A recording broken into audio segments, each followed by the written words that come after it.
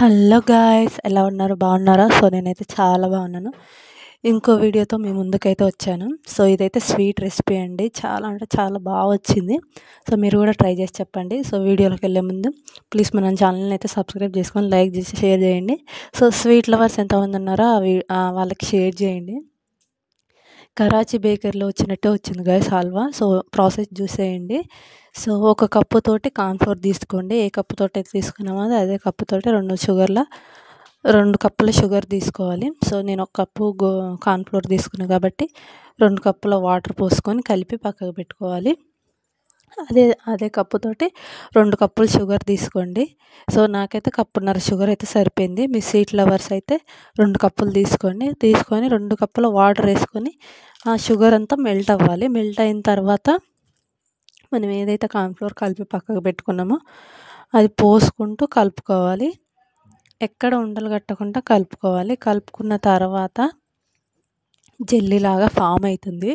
ఆ జెల్లీలాగా ఫామ్ అయినాక food colour, నెయ్యి వేసుకోవాలి. సో జెల్లీలాగా ఫామ్ అయినాక అది మనం ప్యాన్ సపరేట్ అయిన తర్వాత ఒక బౌల్ తీసుకొని బౌల్కి ఆయిల్ అన్న నెయ్యి అన్న అప్లై చేయండి. సో ఇక్కడ చూపిస్తున్న విధంగా కొంచెమే ఫుడ్ కలర్ వేసుకొని నెయ్యి వేసుకోవాలి. నెయ్యి వేసుకున్న తర్వాత ఆ నెయ్యి ఇంక్రీజ్ అవుతుంది కదా, ఆ జెల్లీ అనేది ప్యాన్కి సపరేట్ అవుతుంది.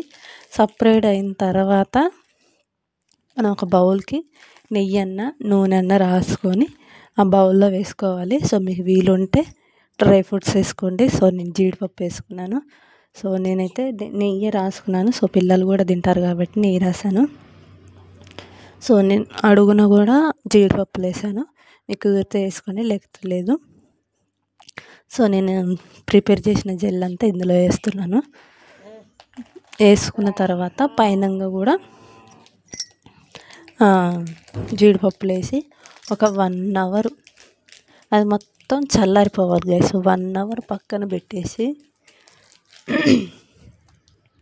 కట్ చేసుకొని తింటే జల్లీ ఉన్నట్టే ఉంది guys. So trust me, try చేసి చూడండి.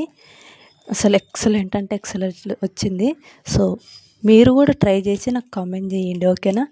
జెల్లీ లాగా ఫామ్ అయింది చూడండి, కట్ చేస్తుంటేనే ఎలా వస్తుందో. సో నేను చాక్కి కూడా ఆయిల్ ఏం అప్లై చేయలేదు. అప్లై చేయకుండానే ఎక్సలెంట్ వచ్చింది. సో మీరు ట్రై చేసి నాకు కామెంట్ చేయండి, ఓకేనా? అసలు చాలా అంటే చాలా డెలిషియస్గా వచ్చింది గైస్. మీరు కూడా ట్రై చేయండి, పదే చెప్తున్నాను. ట్రై చేసి చెప్పండి, ఓకేనా? సో ప్లీజ్ మన ఛానల్ని లైక్ చేయండి, షేర్ చేయండి, అలాగే సబ్స్క్రైబ్ కూడా చేసుకోండి. సో ఇలాంటి వీడియోస్ ఇంకా చాలా చేస్తాను, ఓకేనా? మీకు యూజ్ఫుల్ అయితే ఒక కామెంట్ కూడా చేసి వెళ్ళండి, ఓకేనా? ఇంకా మీకు ఏమేమి రెసిపీస్ కావాలన్నా కూడా నాకు కామెంట్ రూపంలో చెప్తే నేను చేస్తాను గైస్. ప్లీజ్ ఇది ఈరోజు వ్లాగు. సో నచ్చితే like, share and comment. Thank you.